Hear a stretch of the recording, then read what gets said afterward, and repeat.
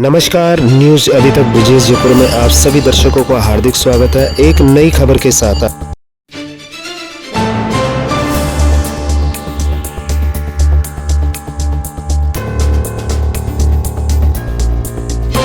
संघर्षों के साए में इतिहास हमारा बनता है और एक तरह से ये समझिए कि दुधारी तलवार की धार पर राकेश जी चल रहे हैं। तो आप और हम सबका ये कर्तव्य है कि सूचना के अधिकार को हम और मजबूत बनाएंगे, किस तरीके से पीड़ितों को न्याय दिला सकते हैं। तो ये एक राकेश सोगानी, प्रत्येक व्यक्ति को राकेश सोगानी जैसा डेडिकेटेड आरटीआई वर्कर बनने की जरूरत है और इस बात के लिए सबको संकल्पित होना है।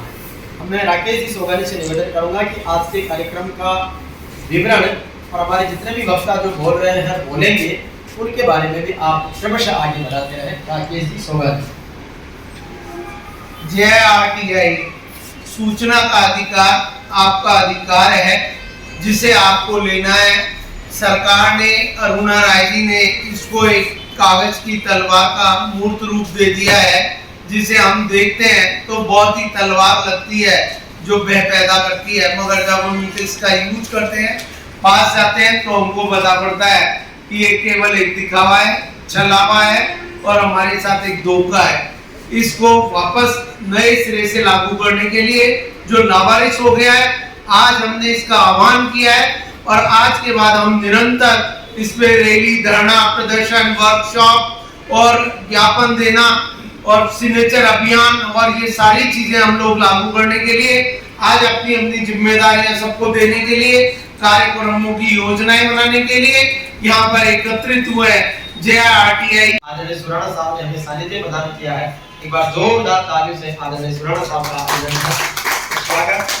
और प्रेम जी अपने आरटीआई कार्यकर्ता हो, सामाजिक सरोकार करने वाले हो, प्रतिभाओं के प्रोत्साहन के कार्यक्रम करने वाले हो, सबको सहयोग देकर आगे बढ़ाने की भूमिका में सदैव खड़े रहते हैं, इसलिए इनका विशेष रूप से अभिनंदन है। और आप जैसे लोग जब आरटीआई के इस काम से जुड़ने लगेंगे, जो आरटीआई वर्कर्स है उनका हौसला बढ़ाएंगे, तो उम्मीद है कि जिस उद्देश्य के लिए आरटीआई आया है वो कार्य मानवता के लिए हो, सरकारों के सामने पब्लिक सवाल करे, क्योंकि लोकतंत्र में जनता मालिक है, लेकिन स्थिति ऐसी हो गई कि जनता को नौकर की तरह ट्रीट किया जा रहा है। तो निश्चित रूप से जनता अपने अधिकारों के प्रति जागरूक रहे। मैं राकेश जी से निवेदन करूंगा कि सबसे पहले प्रेम जी भाई साहब का आप तिलक करके माला पहनाकर अभिनंदन करें। सम्मानित श्री प्रेम सुराणा जी का बहुत स्वागत, अभिनंदन और आभार आपका, स्वागत आपका। और निश्चित रूप से आपका प्रेम और अभिनंदन है कि किसी के काम जो आए उसे इंसान कहते हैं, पराया दर्द जो जाने उसे इंसान कहते हैं। ये सब जिंदगी यही है। मेरा देश जगमगा दो, मेरा देश जगमगा दो। बहुत बहुत अभिनंदन साहब, बहुत बहुत स्वागत। हर आदमी अपने कार्यों में व्यस्त है, मगर उसे ये पता नहीं है कि जिस समाज ने हमको ये सब कुछ दिया है या जो समाज हमको ये सब कुछ दे रहा है, अगर हम इसको समय नहीं देंगे तो जो हम कमा रहे हैं, जो हम परिश्रम कर रहे हैं, वो सब हमारा नष्ट हो जाएगा।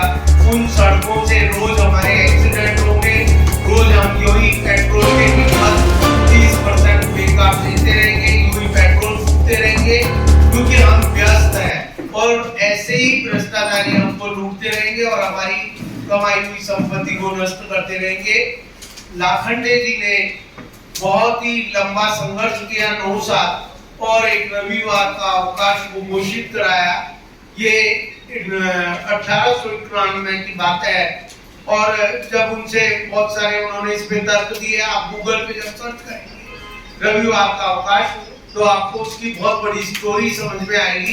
तो हमारे पसीने आ जाते हैं कि 10 लोगों के घर पे जाना और इतना लंबा समय देना, जबकि होना ये चाहिए था कि लोगों को अपने 365 दिन में से सिर्फ 100 घंटे श्रमदान करने चाहिए, उनको एक जगह एकत्रित होना चाहिए और जिस रोज वो लोग इकट्ठे होने लग जाएंगे। 52 सप्ताह होते हैं और 52 सप्ताह में आदमी 2 घंटे रोज प्रोग्राम बना ले कि हम फलाने पार्क में, और जब एक ही समस्या पे वो चर्चा करेंगे तो उसमें अवश्य कहीं न कहीं हल नजर आएगा। जब सब लोग अपने अपने विचार देंगे, ड्राफ्टिंग अच्छी होगी, मजबूत होगी, संगठित होंगे। मेरा कहना यह है कि कोई भी एक समस्या पे जब बहुत सारे लोग एकत्रित हो जाते हैं तो उसका समाधान स्वतः ही मिल जाता है।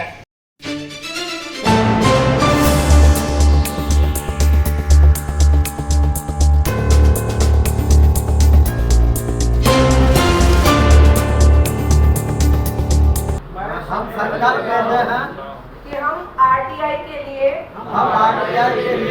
तन मन से समर्पित रहेंगे और हम देश में इस कानून के लिए राकेश सोगानी जी के साथ तत्पर रहेंगे।